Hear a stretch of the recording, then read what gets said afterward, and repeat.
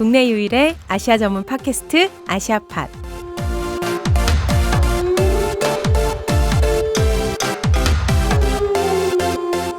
안녕하세요. 참여연대 국제연대위원회 신미지 간사입니다.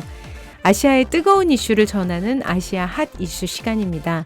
녹음실에는 경향신문 국제부 박효자 기자님 나오셨어요. 기자님 안녕하세요. 예, 안녕하세요. 네, 요즘 아시아뿐만 아니라 세계가 엄청 뜨겁죠. 코로나 바이러스 때문인데요. 취재도 요즘 쉽지 않으실 것 같은데 어떠세요? 저는 취재가 어렵다기보다는 네. 지금 발자할 게 없어가지고 코로나가 모든 이슈를 덮었죠. 네, 잡아먹고 있어가지고 네. 그게 좀 걱정이죠. 네.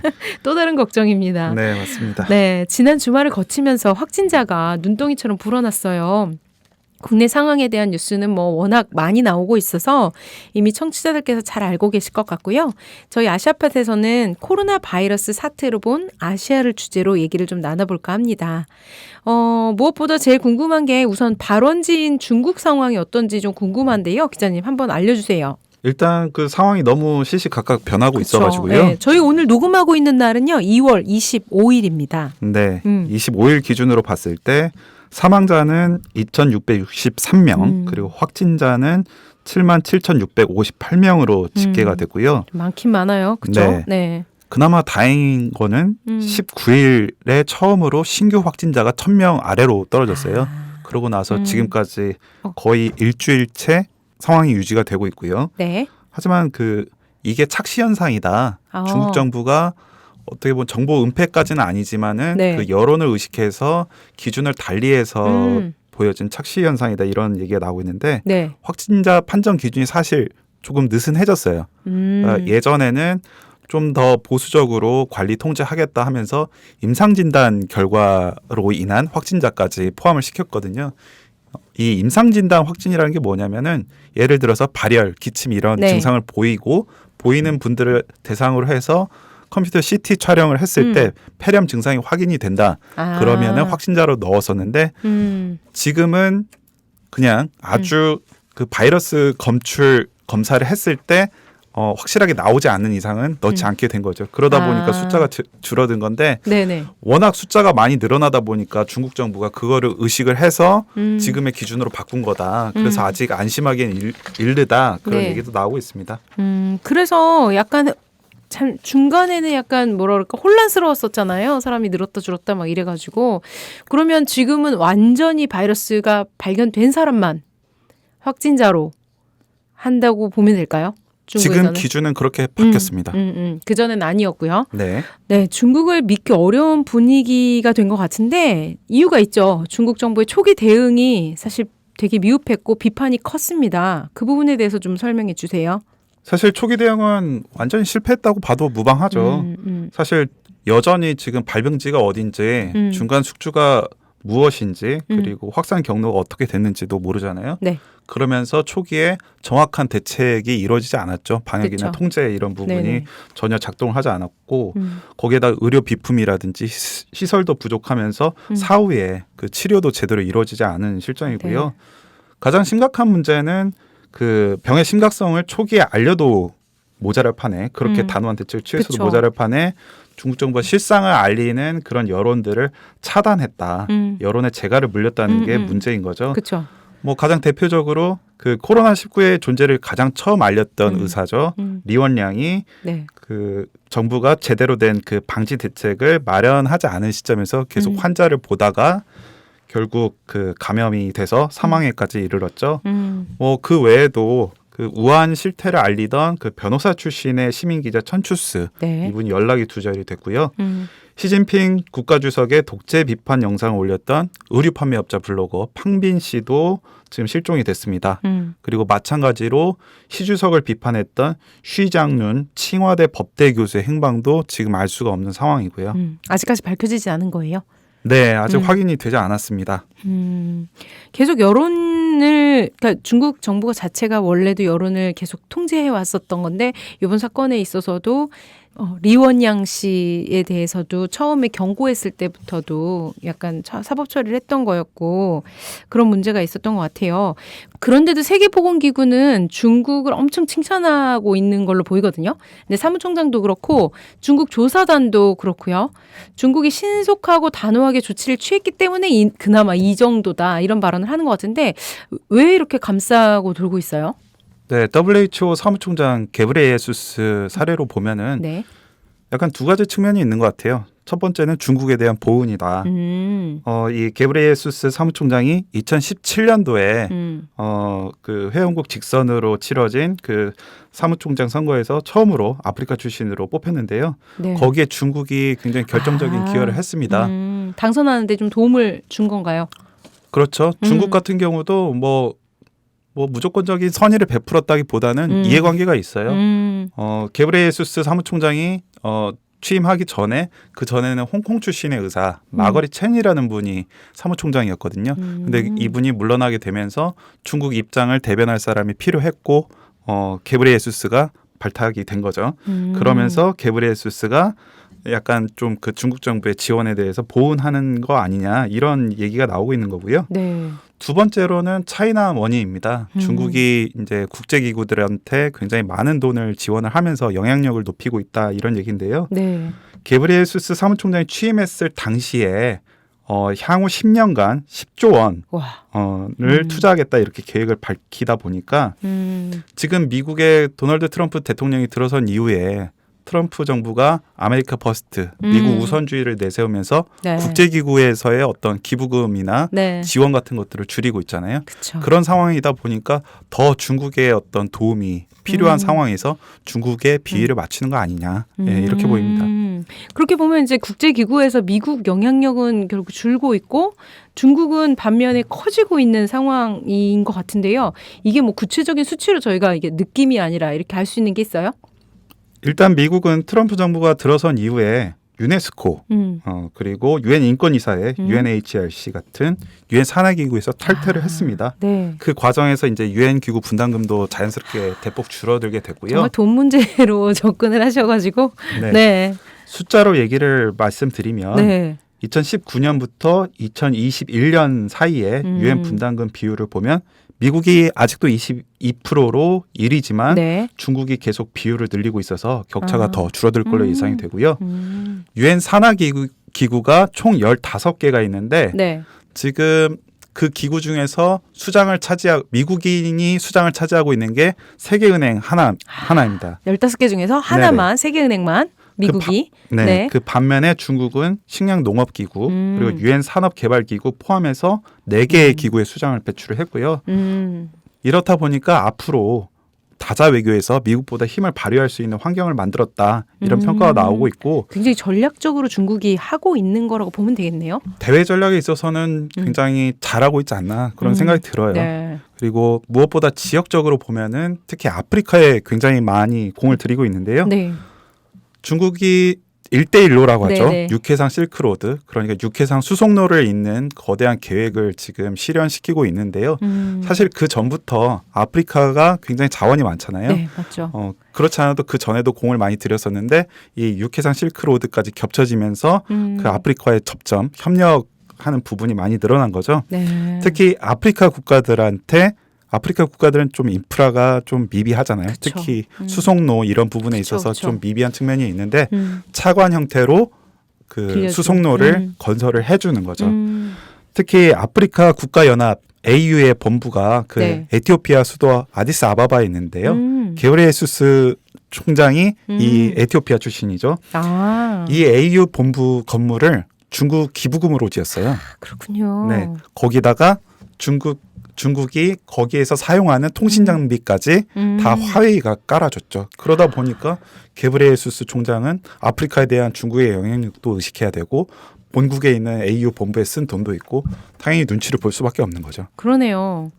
제 친구 지금 아디스아바바에 가 있는데 거기 가러 한번 분위기를 물어봐야 될까 봐요. 한번 사진 찍어서 보내달라고 하세요. 어떻게 어마어마합니다. 지었는지 한번 네. 보여달라고 했겠어요. 그래서 그 WHO나 사무총장이 그렇게 눈치를 볼 수밖에 없는 상황인 거군요. 국제사회나 아프리카에서 영향력이 크다는 건 그럼 알겠는데 이번 사태를 사실은 확산시킨 게 장본인이 중국이잖아요. 그렇죠. 근데 우리 한국에서 지금 코로나가 역유입될까 봐 걱정하고 있다면서 한국발 항공기의 탑승객들을 격리 관찰 조치를 취하겠다. 뭐 이런 얘기를 해서 분노를 사고 있는데요. 이거는 어떤 지경인가요? 일단 전날인 24일에 음. 지린성 옌벤 네. 조선족 자치주 당국이 한국발 항공기 탑승객들은 격리 관찰 조치를 하겠다. 격리 관찰 조치는 어떤 거예요? 따로 빼서? 이를테면 그냥 한국에서 출발한 탑승객들이 도착을 하면 네. 마중 나오는 사람들의 어떤 진입도 차단을 하고 시 당국이 직접 와서 목적지가 어디냐고 물어본 다음에 다 호송을 시켜주고요. 그러고 아하. 나서 자가격리 조치를 했으면 좋겠다. 이렇게 병이 얘기를 있고 없고 상관없이요? 그렇죠. 지금 다 정말. 의심 증상이 있는 사람들은 지금 격리 관찰 조치를 하고 있잖아요. 그렇게 격리 관찰 조치가 들어갔고 네. 그리고 지금 오늘 기준으로 25일에 산둥성 웨이하이시 당국도 똑같이 자가 격리 관찰 조치를 하겠다 이렇게 밝혔습니다.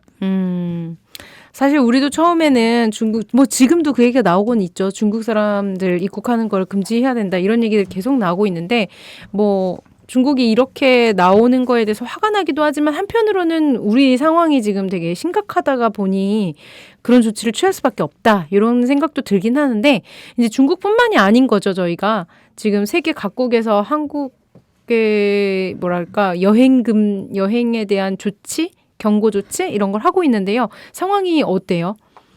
일단 한국 외교부가 25일 발표한 기준으로 봤을 때 네. 입국을 아예 금지하는 국가는 홍콩 음흠. 그리고 이스라엘은 잘 알고 계시죠. 네. 포함해서 네. 7개국이 입국 금지에 들어갔고요. 음. 입국을 제한하는 그러니까 뭐 자가 격리 조치를 취하도록 뭐 권고한다든지 하는 국가는 대만, 베트남, 싱가포르, 태국, 영국 이렇게 포함해서 17개국에 달하고요. 맞네요. 네, 그리고 미국 보건당국인 질병예방통제센터 CDC라고 하죠. 네. CDC에서 한국에 대한 여행 경보를 최고 등급인 3단계인 경고로 격상을 했습니다. 네.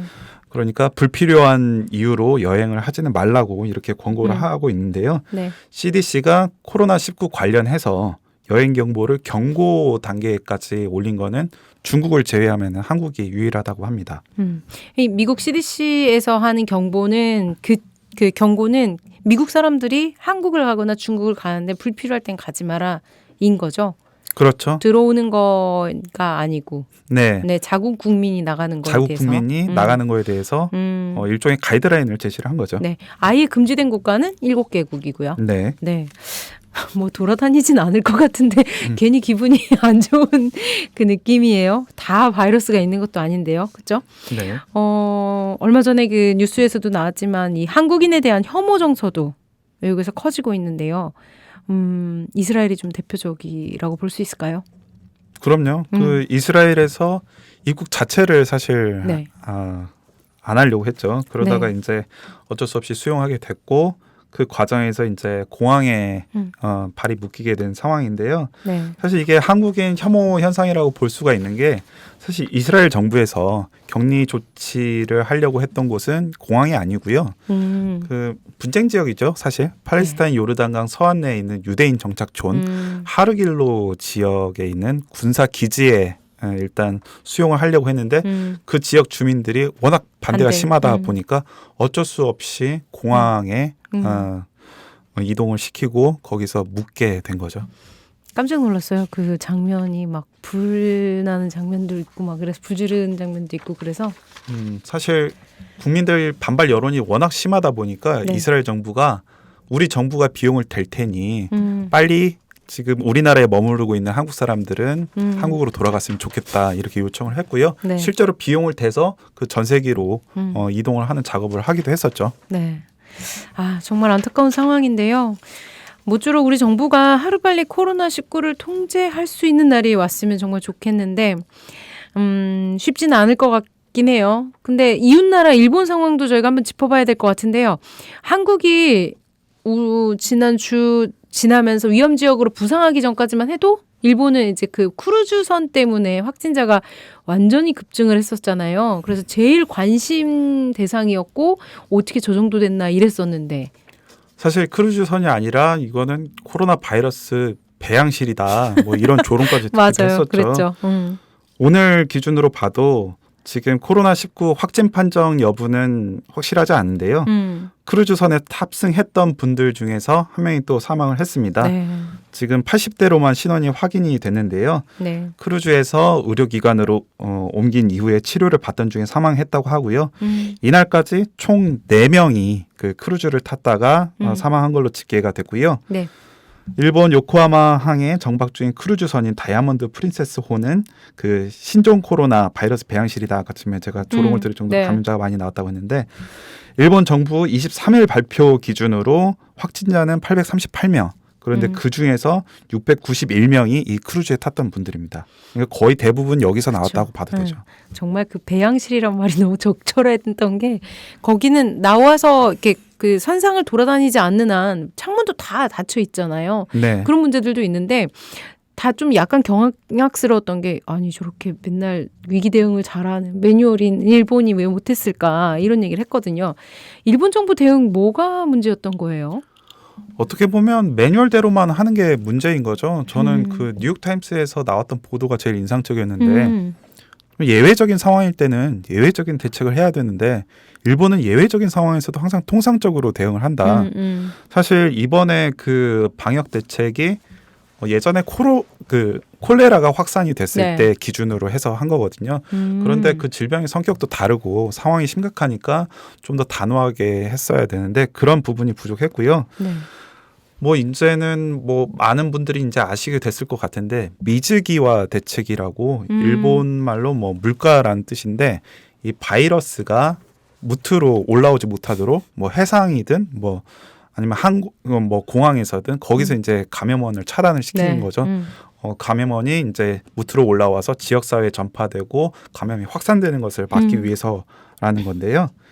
사실 뭐 이 취지 자체가 잘못됐다고 생각하지는 그쵸? 않아요. 그런데 이거를 실행하는 부분에 있어서도 자기네들 원칙 자체도 제대로 못 지켰다고 생각이 드는 게 일단 크루즈선이 일본 영해에 진입한 게 3일입니다. 네. 그런데 그 객실 격리 조치가 빨리 이루어졌어야 되는데 그 3일로부터 이틀이나 지난 5일에서야 객실 승객 대기 명령을 내렸고요. 네. 그런데 이게 정말 늦은 조치라고 생각이 드는 게 그때 당시에 이미 확진자가 10명이 나왔어요.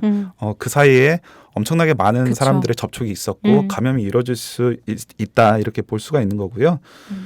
사실 그 크루즈선에 올라가서 실태를 확인한 그 일본 학계 그 의료진들도 뭐 작심하고 비판을 하기도 했는데 네.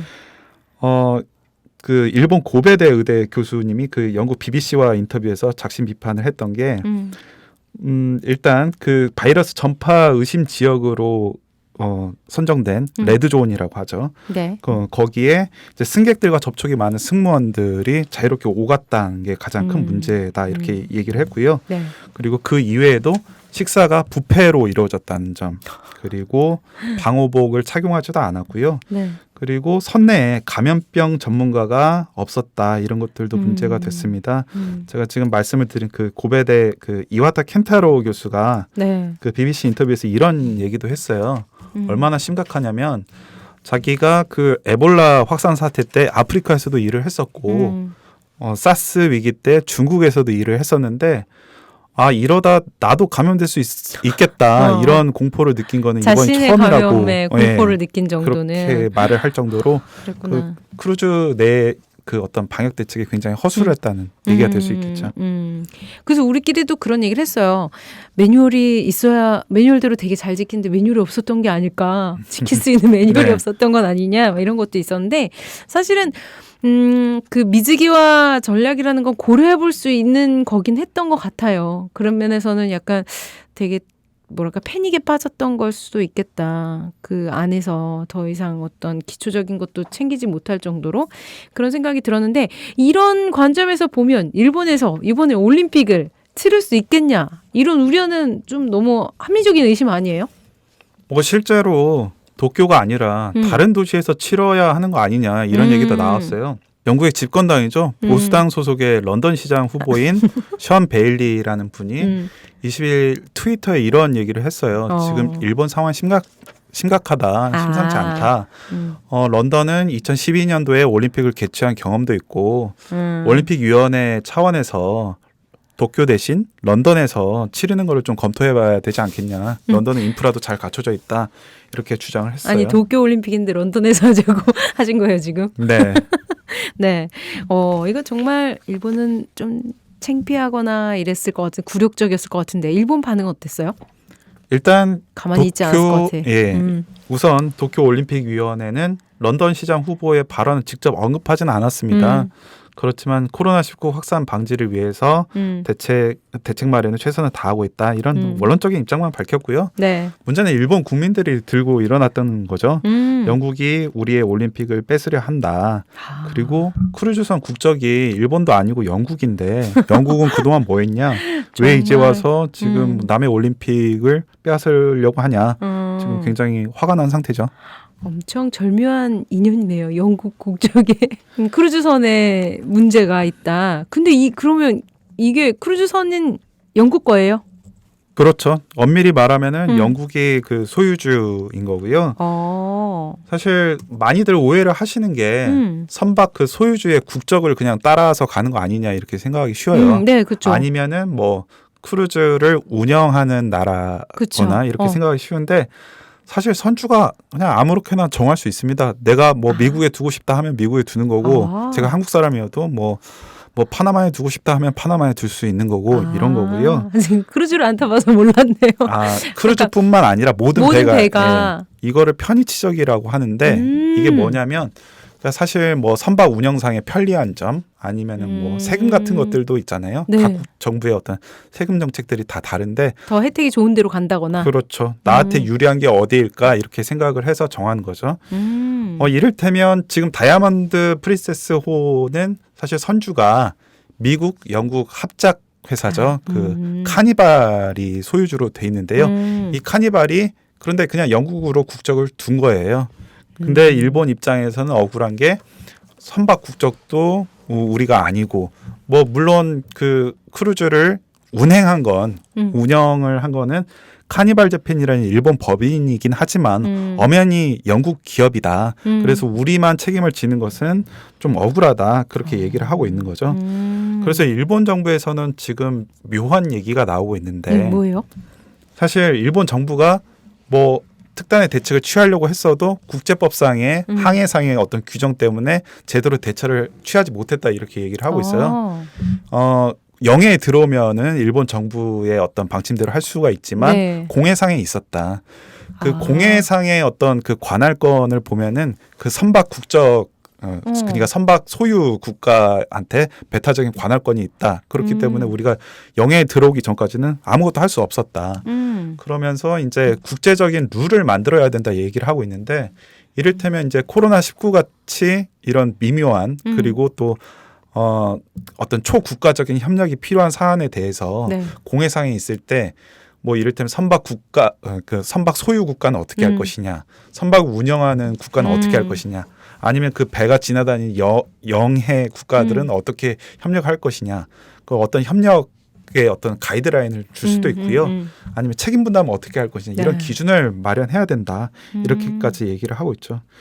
사실 취지는 좋은데 그렇게 좋은 얘기긴 한 것 같아요. 네, 필요한 얘기. 면피용 아니냐 이런 얘기가 나올 수밖에 없는 게 그쵸. 사실 영해 진입해서도 제가 앞서 말씀드린 대로 빨리 그 객실 격리 조치를 취하지 않았잖아요. 맞아요. 그러면서 뭐 감염자도 늘어났고 오히려 그런 비판 여론들 일본 정부가 미숙하게 대처해서 이렇게 사태가 커진 거 아니냐 이런 거를 가리려는 시도 아니냐 오히려 그런 핀잔만 듣고 있는 상황입니다. 뭐랄까 그 일본에서 그 크루즈 있는 사람들을 가둬놨다가 이제 나중에 다 보냈잖아요. 보내면서도 또 직접 집에 데려다 주거나 아니면 따로 다시 검사한 게 아니라 그냥 대중교통 타고 집에 가도록 했잖아요. 그걸 보면서도 또 한 번 또 놀랬거든요. 어떻게 그냥 보내지라고 생각했는데 일단은 그 하선시킨 분들은 네. 바이러스 검사를 하긴 했어요. 그래서 이제 음성이 나온 분들에 한해서 이렇게 했던 거고요. 네. 그래서 뭐 자유롭게 이동할 수 있게 한 측면도 있고 사실 저는 개인적인 생각이지만 일본 정부가 좀 일본 국민들을 믿은 측면이 크다고 봐요. 우리 정부가 뭐 이렇게 누누이 강조하지 않아도 알아서 안 나올 것이다 이렇게 생각을 하고 좀 믿고 맡긴 게 아닌가. 네. 되게 믿음은 좋은 건데 참 그런 믿음은 뭐 별로 좋은 건 아니죠. 네.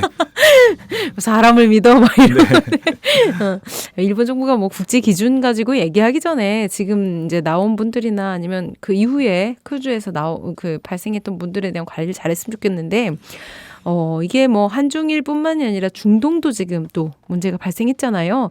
특히 이란에서 사망자가 많이 나오고 있는데 어때요? 네, 오늘 기준으로 사망자가 12명입니다. 진짜 많은 것 같아요. 네. 우리보다 많죠? 네, 우리보다 지금 현재로서는 많습니다. 네. 아주 빈곤한 차이긴 그쵸? 하지만. 네. 네, 이 수치는 중국을 제외하면은 사망자는 가장 많은 거고요. 네. 그런데 여기서 문제가 되는 거는 확진자가 61명밖에 안 된다는 그 거죠. 진짜 이상하죠. 이게 치사율이 굉장히 높잖아요. 네. 치사율로 치면 20%인데 지금 국제 평균 그 코로나19 치사율이 3%거든요. 그것보다 훨씬 높아서 그래서 이란 정부가 확진자 수를 줄이고 있는 거 아니냐 아니면은 은폐하고 있는 거 아니냐 이런 의혹이 제기가 되고 있죠. 유독 이란만 20%에 달하니까요. 네. 확진자는 훨씬 많을 수 있다. 그쵸. 네, 그런 얘기가 나오고 있는 거죠. 그래서 솔솔 나오는 게 그 선거랑 관련이 있지 않냐라는 얘기들이 나오는데 맞아요? 네, 그거랑 확실히 관련이 있어 보이고요. 이번 총선에서 뭐 하산 로하니 대통령이 중심이 된 중도 개혁파 네. 그리고 뭐 최고 지도자를 위시해서 보수 강경파의 대결로 약간 좀 압축이 될 수가 있는데 두 진영 모두 다 높은 선거율이 필요로 했어요. 왜냐하면은 사실 그 선거 후보를 이란에서는 헌법수호위원회라는 기관에서 거릅니다. 네. 일단 1차로 거르는데 중도 개혁파 성향의 후보들을 거의 다 제외를 했어요. 그런 상황에서 그것뿐만 아니라 그 이전에 그 미국이 이란 핵 합의를 탈퇴를 하고 제재를 복원하고 또 뭐 지난 방송에서도 제가 말씀 많이 드렸지만 가셈 솔레이마니 같은 맞아요. 정규군 수장도 살해를 했잖아요. 그러면서 반미 여론이 굉장히 높았거든요. 네. 그 높아진 반미 여론 때문에 그렇지 않아도 보수파가 당연히 승리할 거다 이런 얘기가 많았었는데 헌법수호위원회에서 중도 개혁 성향 후보까지 다 제외를 시키다 보니까 중도 개혁파 입장에서는 굉장히 뭐라고 해야 될까요? 마음이 다급했죠. 어차피 패배는 어쩔 수 없다고 하더라도 그래도 한 명이라도 더 의회에 대통령이 우호적인 의원이 들어오는 게 좋겠죠. 네. 그래서 지금 투표를 보이콧하는 분위기가 많은 상황에서 그래도 한 명이라도 더 나와서 투표장에서 의사를 표현해 줬으면 좋겠다 이렇게 독려를 한 거고요.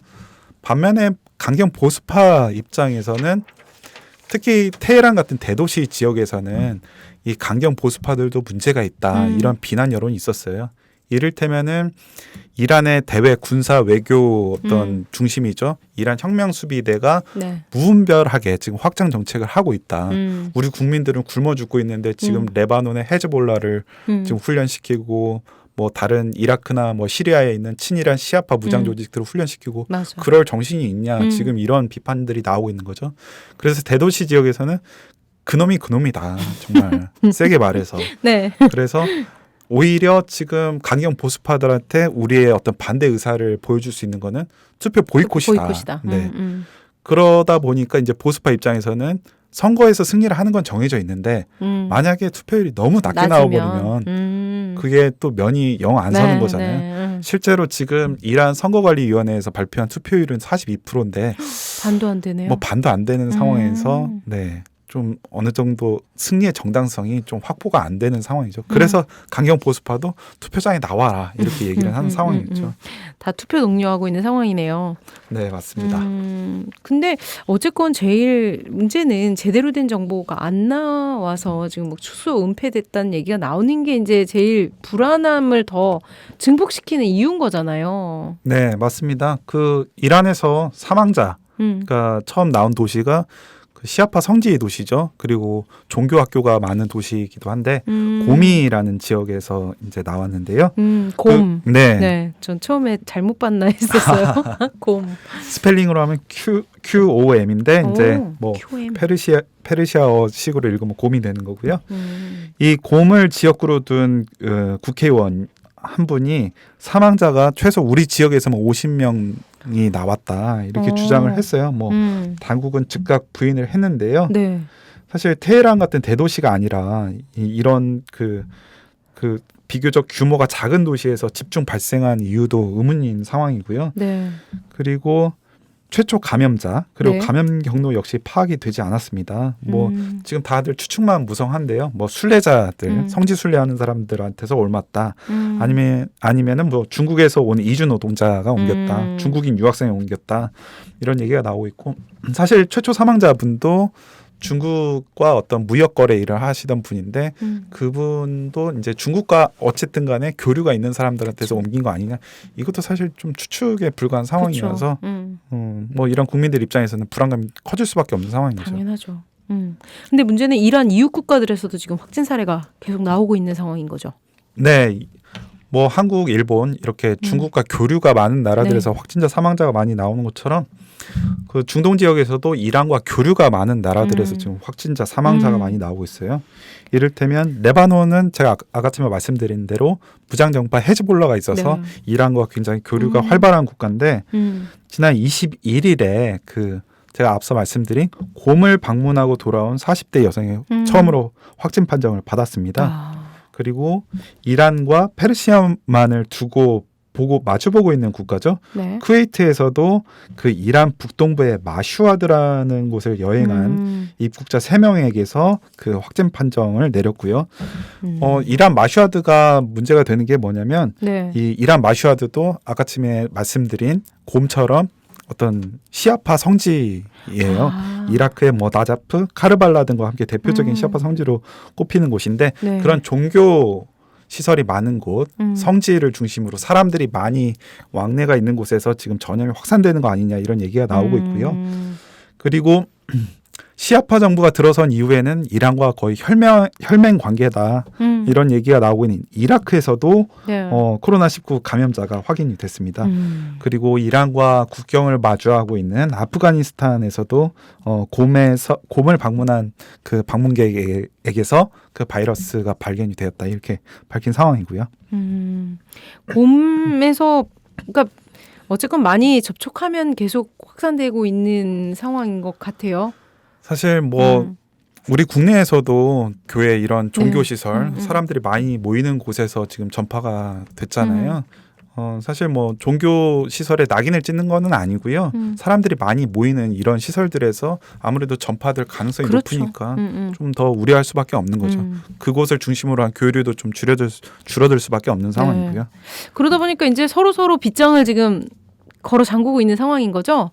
네, 지금 쿠웨이트 정부는 19일 날 처음에 이란에서 그 코로나19 감염자가 나오니까 21일부터 이란으로 가는 항공 노선을 일시 중단을 했고요.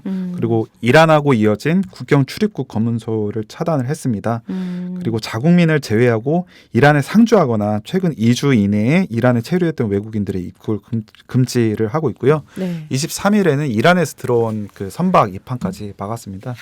그리고 뭐 브루투스 너마저 이렇게 하듯이 정말 이란 입장에서는 너는 그럴 줄 몰랐는데 라고 생각할 수 있는 이라크에서도 21일부터 국경 검문소를 잠정 폐쇄를 했고요. 그 국적기에 이란 노선을 중단시켰습니다. 네. 그리고 자국민을 제외하고 이란발 입국자를 모두 차단을 시켰고요. 바레인 정부도 최근 2주 이내로 이란에서 체류했던 외국인에 대해서 입국 금지 조치에 들어갔고 아프간 정부도 23일부터 이란을 오가는 육상 운행 그리고 항공편을 다 잠정 중단을 시켰습니다. 어떤 면에서는 사람들이 너무 많이 왔다 갔다 했던 것 같다는 생각이 들기까지 하는 것 같아요. 지금 이제 이런 사태들이 벌어지고 서로 계속 병이 옮기면서 이제 맞기 시작하는 걸 보니까 약간 그런 느낌이 드는데 이번 계기를 통하고 나서 저는 세계가 훨씬 많이 연결되어 있고 옛날에는 어디 넘어가려면 막 배 타고 막 몇 달 가야 됐잖아요. 그렇죠. 근데 지금은 너무 빨리빨리 움직일 수 있고 온 곳을 다 갈 수 있잖아요. 사실 뭐 첨단 기술의 명과 암을 제대로 보여주지 않았나 그런 생각이 들어요. 네, 맞아요. 이제 뭐 항공편이 발달하면서 사람들이 왕래가 활발해지기도 하고 뭐 기술이나 문화도 빨리 전파가 됐긴 했지만 그에 못지않게 그만큼 뭐 전염병도 굉장히 그러니까요. 예, 어떻게 보면 실어 나르는 역할을 그렇죠. 한 거죠. 첨단 기술의 발달이. 음. 예, 그런 측면에 있어서는 약간 세계화가 꼭 좋은 것만은 아닌 것 같기도 하고 여러 가지 생각이 드는 네, 요즘인 것 다시 같아요. 한번 그런 네. 생각이 들더라고요. 특히나 우리야 가까우니까 또한 한중일의 운명 공동체 같다는 생각까지 드는 거예요. 이게 뭐 누가 하나 처음엔 중국이었다가 일본이었다가 또 이제 한국이 된 거잖아요.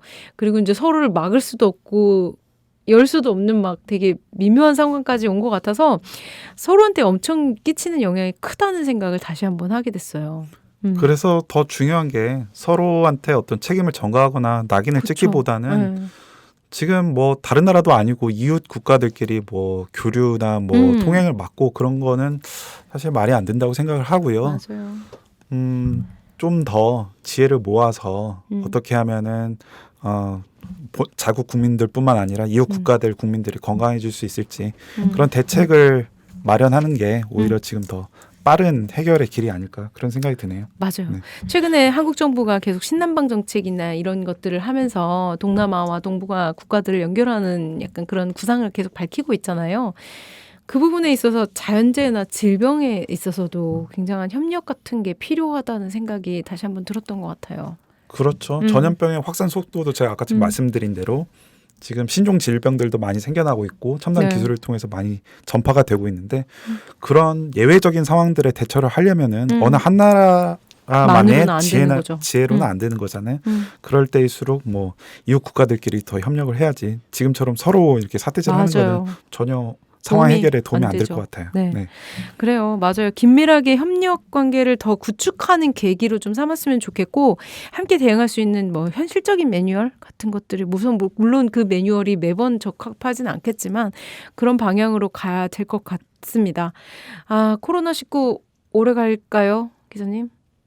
한번. 저는 뭐 제가 전문가가 아니니까요. 네. 그건 뭐 예상할 수는 없지만 그래도 날이 풀리면 바이러스 확산 속도가 확 줄어들 거라고 전문가들이 많이 예상을 하고 있어서 그렇게 뭐 그거는 저도 추측을 할 수 있는 부분이고 네. 무엇보다 사실 국내뿐만 아니라 해외 모든 나라 사례에서 보듯이 지금 단계에서 가장 중요하고 급선무는 정보를 투명하게 공개하고 네. 서로 협력을 구하는 게 가장 중요할 것 같아요. 맞아요. 정말 정답인 것 같습니다. 하루빨리 코로나19 문제 해결할 수 있었으면 정말 좋겠고요.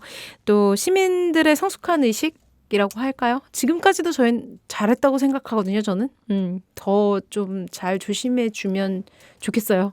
네. 네.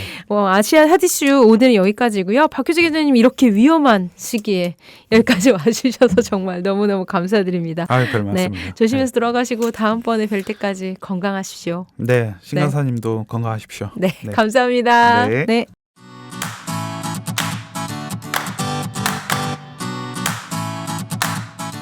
참여연대가 제작하는 책 이야기 팟캐스트 책사이다와 국내 유일의 아시아 전문 팟캐스트 아시아팟 매주 목요일에 번갈아 찾아갑니다. 정부 지원금 없이 회원의 회비로 운영되는 참여연대입니다. 청취자 여러분, 참여연대 회원이 되어주세요. 포털 사이트에서 참여연대를 검색하시거나 참여연대로 전화 주시면 됩니다. 전화번호는 02-723-4251 02-723-4251입니다.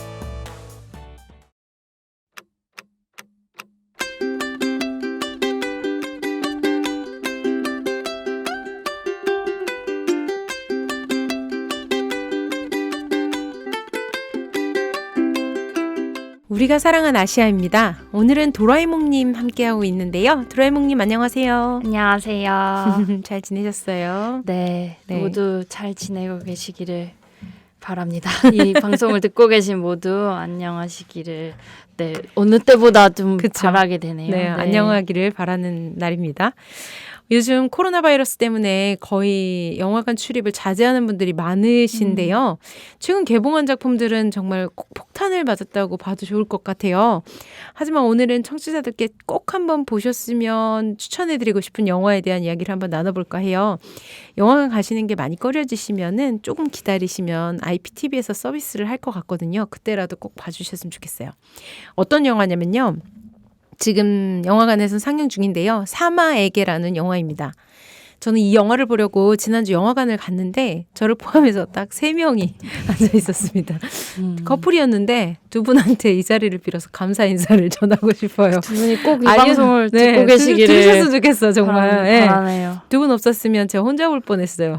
서울극장에 있는 인디 영화관에서 왔는데 도라에몽님은 조금 더 전에 보셨죠? 처음 나왔을 때. 그렇죠? 네. 어떤 영화인지 도라에몽님이 잠깐 소개해 주시면 좋을 것 같아요. 네, 저도 그때 광화문에 있는 모 상영관에서 왔었는데 그때 그래도 그때는 조금 사람들이 계셨던 것 같아요. 관객들이. 네, 많이 좀 또 들어보셨기도 할 텐데 시리아 내전 때문에 폐허가 된 알레포라는 도시에서 실제로 촬영된 다큐멘터리입니다. 네, 그래서 다큐멘터리 영화예요. 네네. 그래서 시리아의 기자이기도 하고 또 영화 감독이기도 한 와드 알카팁이라는 분이 전쟁 중에 사마라는 아이를 실제로 알레포에서 낳고 그다음에 남편이나 동료들과 함께 거기서 병원을 운영하다가 결국 알레포 떠나기까지의 여정을 좀 담고 있는 다큐멘터리입니다. 그래서 네. 시리아에 진짜 살고 있는 사람들이 그리고 특히 여성이나 아이들이 겪는 전쟁이 어떤 모습인지 정말 이렇게 좀 느낄 수 있는 영화였고요. 그리고 네. 알레포가 사실 아름다운 고대 도시로 맞아요. 네, 세계문화유산도 많이 있고 아름다운 고대 도시로 유명한데 정말 철저히 사실 파괴가 되거든요. 그래서 도시가 어떻게 파괴되고 사람들이 그 전쟁의 시간을 어떻게 보내는지 좀 어렴풋하게나마 좀 느낄 수 있는 영화였습니다. 그래서 저 비롯해서 그 상영관에 있는 사람들이 다 같이 되게 많이 울면서 그 영화를 네, 봤었어요. 네, 최근 우리 영화 그 기생충이 아카데미상 사관왕을 받아서 국민들이 다 기뻐하셨는데 사마에게도 그 못지않게 상을 많이 받은 영화거든요. 맞죠? 네, 요게 칸 영화제에서 올해 최우수 다큐멘터리상 받기도 했고 핫독스 국제 다큐멘터리 영화제 심사위원 상 비롯해서 전 세계 62관왕이 올랐다고 뭐 기사에도 나오더라고요. 그래서 네. 여러 다큐멘터리 영화제에서 상을 받았고 이게 작품이 되게 훌륭하기도 하지만 그동안 정말 잘 몰랐던 이제 시리아 그 실제로 그때 알레포 철수 작전이 있었던 그 시기까지 그 시리아의 모습을 잘 보여주고 있는 다큐기도 하고 해서 네, 여러 세계 영화제에서 네, 주목했던 것 같습니다. 이 현실 기록에 대한 어떤 힘을 느꼈던 것 같은데 네. 사마는 이 작품을 찍은 저널리스트인 와드 알카팁 감독하고 알레포의 마지막 남은 병원에서 끝까지 고군분투한 의사 함자 사이에서 태어난 딸 이름이죠. 네네.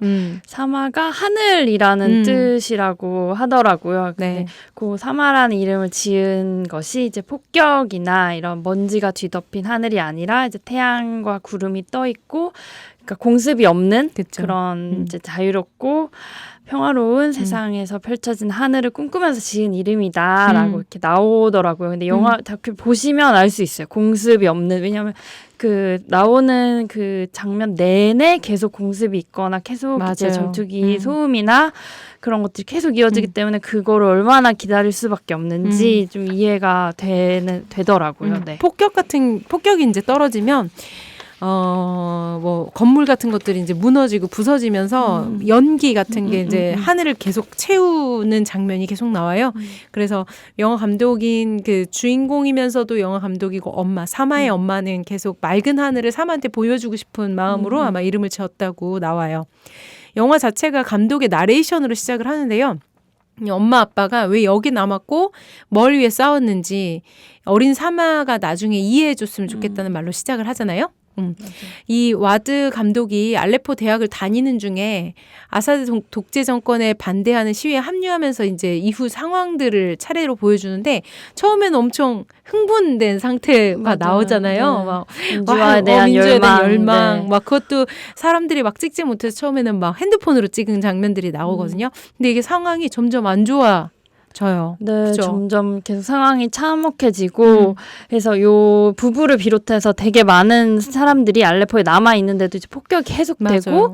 점점 포위되고 고립되어 가고 그래서 함자를 비롯한 그 의사들이 좀 계속 사람을 살리기 위해서 거기에 남아 있는데 병원도 폭격에 무너지고 새로운 병원을 다시 열고 맞아요. 또 그런 과정을 이렇게 쭉 볼 수가 있습니다. 이때 알레포 철수 요때 저도 사실 한국의 그 평화 단체들도 이때가 한참 그 박근혜 정권 탄핵 뭐 촛불이 있던 시기였어요. 맞아요. 그래서 그때 이제 촛불 집회한 한쪽에서 이제 시리아를 위한 이런 약간 자리 이렇게 촛불을 놓고 이런 퍼포먼스를 계속 매주 저희도 했었던 기억이 나고, 그러니까 그때 그런 국제사회에서 되게 저 심각하게 보고 이제 알레포에 대해서 그렇게 폭격해 무차별적으로 폭격해서는 안 된다라고 계속 하고 있었던 와중에 실제로 거기서는 얼마나 끔찍한 일이 일어났는지를 좀 볼 수가 있더라고요. 네. 도레몽님 혹시 잘 모르시는 청취자분들도 이해하실 수 있도록 2011년 그 뭐랄까 아랍의 봄, 민주화 시위부터 지금까지 시리아 내전과 배경 과정을 짧게 하라면 너무 안 되겠지만 그래도 짧게 한번 소개해 주세요. 네, 저는 근데 사실 이 전쟁을 어떻게 이렇게 설명하거나 이렇게 얘기할 수 있는 적당한 말을 잘 모르겠더라고요. 이게 너무 오랜 맞아요. 기간 너무 이제 참혹하게 벌어진 일이라서. 근데 아까 이제 앞에서 얘기했듯이 처음에는 저도 이제 민주화에 대한 희망이나 이런 걸로 시작한 시위였다고 모두가 아마 기억을 그렇게 하고 계실 거고, 지금 이제 1970년대부터 아사드 그 아버지 그리고 아들 바사르 알아사드까지 이제 40년이 넘었죠. 부자들과 이제 독재 정치를 해오고 있었는데 그러다가 이제 시리아 남부 도시에서 이제 청소년들이 이렇게 반정부 구호를, 왜냐하면 그 뭐 실업률 너무 높고 이제 먹고 살기가 힘들고 이런 것들, 그리고 이제 민주화에 대한 그런 열망들, 그래서 그런 반정부 구호를 담벼락에 썼던 혐의로 이제 체포가 되면서 그게 이제 뭐 고문이 있고 뭐 이러면서, 그러니까 시위가 이제 3월부터 되게 전국적으로 이제 일어났고 대통령이랑 이제 정권 퇴진 요구하는 시위들이 시작이 됐는데, 이제 이게 정부군이 군을 동원해서 이제 시민들을 유혈 진압하면서 사실상의 내전으로 이제 확대가 된 것이고요. 그 다음에는 사실 이게 뭐 알라이파 등 같은 시아파랑 스니파 간 종교 전쟁의 뭐 문제도 있지만, 거기서 더해서 사실 국제전, 이제는 사실 시리아 내전이라고 부르는 건 정확하지 않을 것 같고 시리아 전쟁이라고 하는 게 맞을 것 같은데, 러시아나 이란은 이제 아사드 정부를, 그리고 미국, 뭐 터키, 사우디 등은 이제 반군을 지원하면서 이게 전쟁의 양상이 되게 커지고 국제전이 되어버렸고, 그 와중에 또 IS가 문제가 있어서 정부를 점령하면서 이제 양상이 더 복잡해지면서 이제 지금까지 정말 오랜 기간 동안 끝나지 못한 전쟁이 돼버렸습니다. 그리고 반군들이 사실 IS에 맞서서 이렇게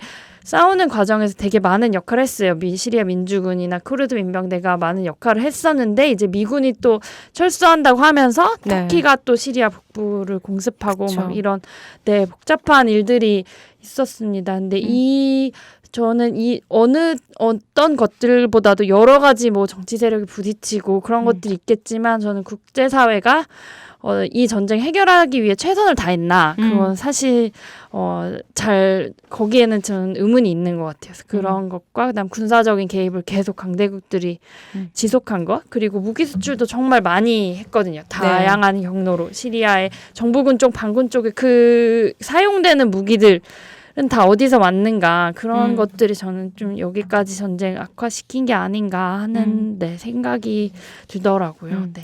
단순히 뭐 시리아에서 반군과 뭐 정부군의 편을 들어서 국가의 싸움으로 개입하지 않았더라도 무기 수출 같은 것도 사실 암묵적 그 정치, 그러니까 뭐랄까 전쟁에 참여한 거라고 저는 보잖아요. 우리는 그래서 책임에서 피해 갈 수 없다라는 생각을 하는데, 아시아파 또 2018년 3월에 10회에서 시리아 상황을 자세히 전해드린 적이 있어요. 2018년에 그때가 당시 시리아 내전 7년째 접어든 시점이었고요. 약 50만 명이 목숨을 잃었고 전체 인구 절반이 넘는 사람이 국내외 난민이 된 상황이었어요. 근데 그럼에도 불구하고 지금 2년 딱 지난 거잖아요. 근데 아직도 전쟁은 끝나지 않았습니다. 도라에몽님, 현재는 어떤 상황인지 좀 말씀해 주세요.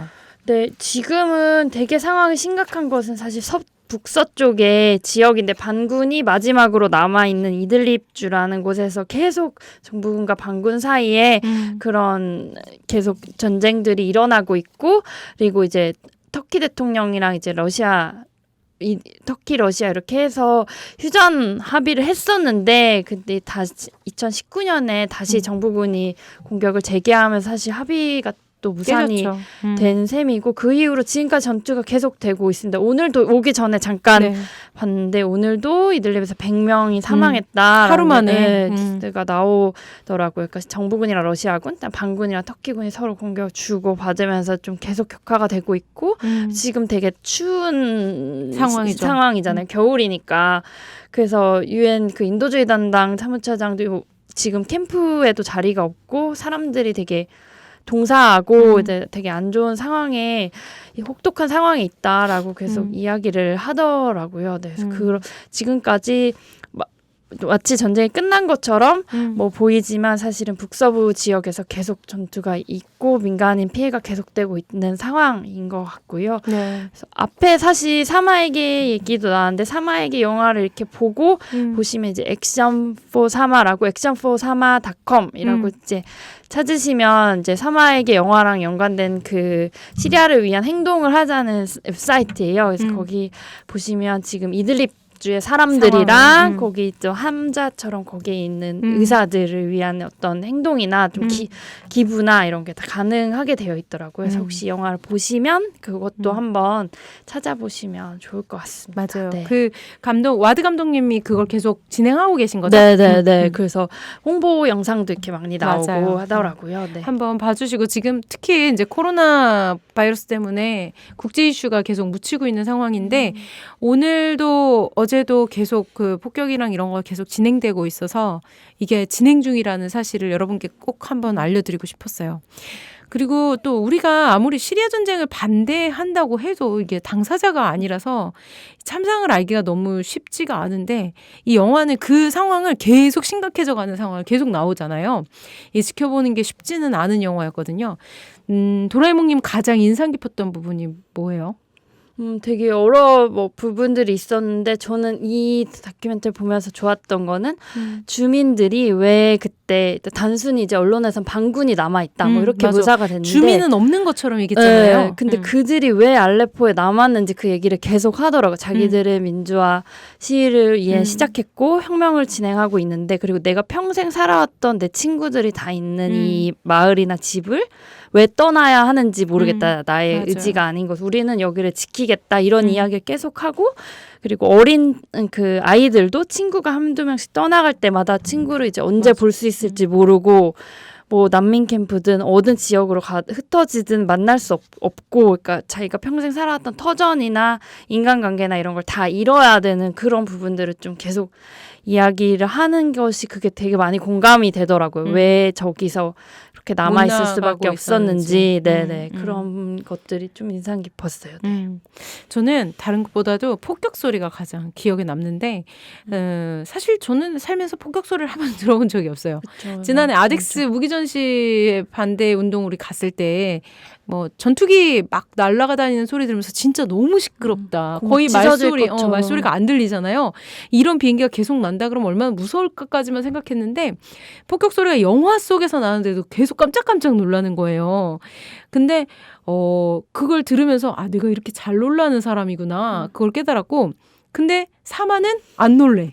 웃고 있어. 네. 폭격 소리가 나고 막 병원이 막 계속 주변이 공격받잖아요. 막 흔들려도 지하에 숨어서도 안 울어. 그 사실에 사마 엄마는 또 되게 미안해하는 장면이 사실 있었죠. 그렇죠. 그리고 또 하나는 그 장면, 그 아기 임산부, 그죠? 임산부가 폭격 당해서 피해를 당한 임산부인데 아기를 이제 제왕절개로 했었죠. 꺼내는데 애가 아예 숨을 안 쉬고 거의 죽은 것처럼 태어났는데 의사들이 막 심폐소생술 계속하고 엉덩이 때리고 등 문지르고 막 이래서 결국 살렸어요. 맞아요. 갑자기 울음을 터뜨려갖고 그래서 가장 응애하면서 그래서 가장 절망적인 순간에 가장 희망적인 순간을 또 포착해냈던 그 감독님의 그 뭐랄까 그 센스? 아니 센스는 아니죠. 진짜 그걸 이야기하고 싶었겠죠. 너무 스포를 많이 하나? 너무 스포가 아니에요. 이거 다 영화 속에 나와요. 그리고 또 제일 좀 속상했던 말은 그 아이들이 이제 죽는 가정이 많이 나오거든요. 아이들이 병원에 왔다가 죽는데 이유도 없이 이제 영문도 모르고 폭격 맞아서. 네. 근데 그 아이가 너 같고 그 엄마가 나 같다라는 말을 한 장면이 제일 좀 울컥했던 것 같아요.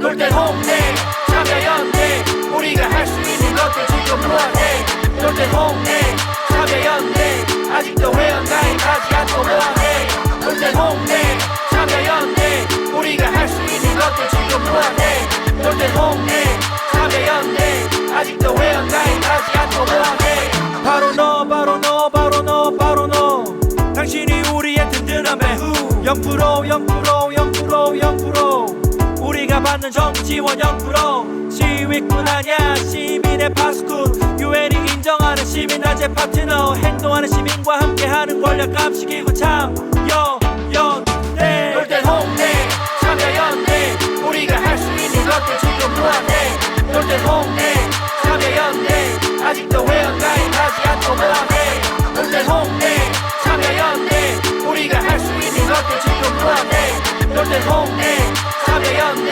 아직도 회원가입하지 않고 뭐하네 전 사실 요즘에 그 너무 슬프거나 마음이 아픈 영화를 보는 게 좀 힘들거든요. 저희 엄마는 너무 억울한 사람이 나온 영화는 보기 싫다고 맨날 그러시는데 아마 그런 분들 많을 거예요. 영화는 약간 좀 꿈을 꾸는 곳이기도 한데. 근데 그럼에도 불구하고 이 영화 사마에게 꼭 봐야 된다 하는 이유나 추천사를 한 문장으로 한다면 도라에몽님은? 저는 사실 이 영화를 보고 나오면서 이 전쟁을 막지 못한 모두를 이 사마가 용서해줬으면 좋겠다라는 약간 그런 생각을 좀 하게 됐어요. 저 사실 거기 태어나는 걸 뭐 선택한 것도 아니고 아무 잘못도 하지 않은 이제 특히 사마 같은 아이들이 너무 많이 죽고 다치고 맞아요. 하는 모습을 보면서 이게 어떤 말로도 저 아이한테 용서를 구하기는 어렵겠다. 그게 이 시대를 살고 있는 우리 모두의 잘못이 아닌가 하는 그런 생각이 들더라고요. 그런 거를 좀 느낄 수 있는 시간이었던 것 같아요. 이 다큐를 보는 시간인데. 저는 전쟁 안 겪어봤으면 말을 하지 마라. 이 맞아, 말을 그런 말 남기고, 많이 하시죠. 네, 남기고 싶어요. 근데 우리는 사실 분단 국가인데 전쟁은 잘 겪은 사람이 많지 않은 상태예요. 지금 수십 년이 지나가지고. 근데 이 사마에게를 보면서 왜 우리가 전쟁을 하면 안 되는지를 좀 다시 한번 깨달았고 또 시리아 사람들의 공포가 그냥 우리는 멀리 되게 힘들겠다 이 정도만 느꼈는데 정말 도라에몽님이 아까 말씀하셨던 것처럼 어렴풋이나마 공감할 수 있었던 그런 것 같아요. 그래서 우리 주변에 요즘에도 쉽게 전쟁 얘기 자꾸 하는 분들이 있으신데 안 그랬으면 좋겠습니다. 네, 그러면 안 됩니다. 네. 전쟁이 정말 얼마나 무서운 건지 그거 보시면 아마 다시 한번 느끼실 수 있을 것 같아요. 네, 시리아 상황이 곧 빨리 해결되기를 맞아요. 바라면서 네. 네. 아까 말씀드렸던 거기가 어디라고요? 액션4 액션4 사마닷컴 사마닷컴. 네. 시리아닷컴 아니고 액션4 사마 네. 헷갈리면 안 돼요. 네. 액션4 사마닷컴입니다. 꼭 한번 들어가 봐주시고 영화도 IPTV로 나오면 꼭 한번 봐주세요. 네, 우리가 사랑하는 아시아 오늘은 여기까지입니다. 그럼 또 아시아!